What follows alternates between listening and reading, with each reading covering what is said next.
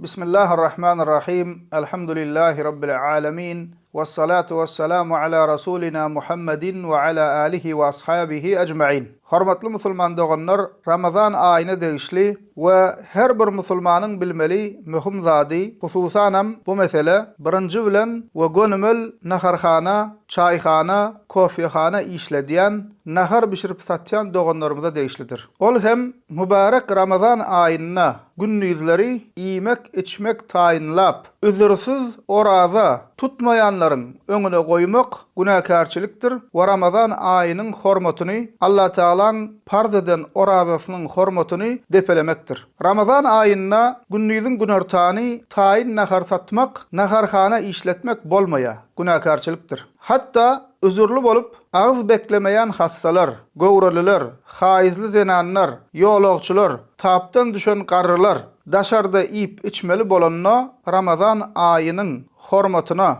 Ramazan ayını Allah Teala'nın oraza farzını silap, hormat edip yaşırıp ip içmeliler. Ramazan ayına günnüz vakti, ağız beklenilen vakti saçak yazıp toy uyuşmelen etmek doğru değerler, günahkarçılıktır. Ağız açardan sonra saçak yazmalılar. Bu meseleni birinci gezek eşidiyen doğanlarımız gen görüp näme üçin sebebi näme diýmekleri mümkün. Sebebi bir kişinin Ramazan ayına ağız beklenilen wagtlarda üzürsüz ip içmegi ulu günah we haramdır. Bir namaz gezmek nähili haram we ulu günah bolsa, Ramazan ayına üzürsüz ağız beklemezlik ulu günah we haramdır. Ramazanna ağız beklemeli wagtda üzürsüz ağız beklemen ýörenleriň öňüne nahar taýinlap goýan kişilerem günahkar bolýar we haram işe yardım etdigi bolýar. İslamda bolsa haram işe yardım etmek haramdır. Misal üçin bir çilim çekýän bolsa, araq içýän bolsa, senem getirip şonuň öňüne goýsaň,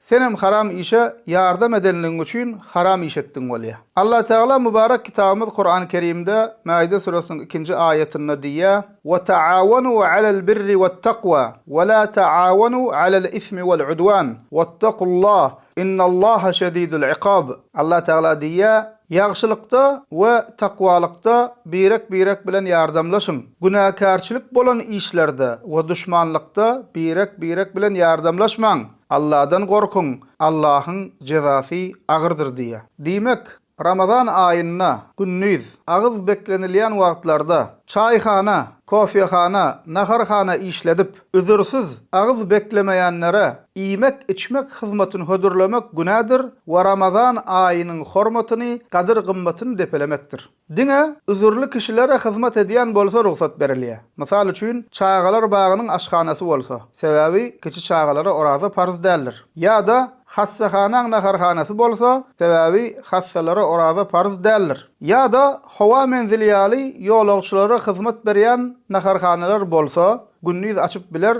sebebi seferi kişilere oraza farz däldir. Ondan galan ýagdaýlarda Ramazan ayına günnüzün günörtany ağız beklenilen wagtlarda musulmanyň naharxanasy ýapyk bolmalydyr. Diňe agzaçara ýakyn we agzaçara nahar taýinlap ýetişjek aralykda naharxanasyny açmalydyr. Bu mesele dikkat edýän we Ramazan ayına hormat goýan musulmanlar naharxana eýeleri dukanynyň agzyna agzaçardan sonra hizmet berýäris diýip ýazyp goýarlar.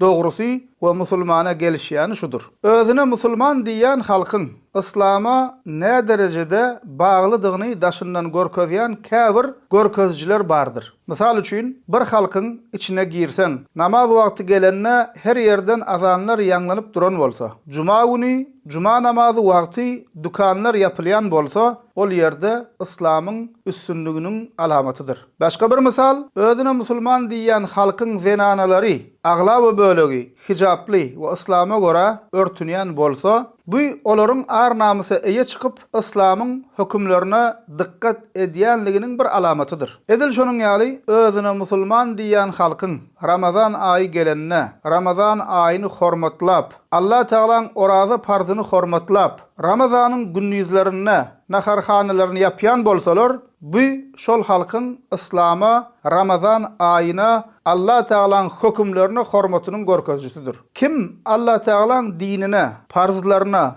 dinin şigarlaryna, Muhammed sallallahu aleyhi ve sellemin sünnetine imanlı bolup sila hormat etse berekedem tapar. İki dünyada Allah Teala'nın izni bilen üstünlüge de yeter. Allah Teala malyňyza, janyňyza, işlerinize, neslinize bereket versin. Elhamdülillahi rabbil alamin.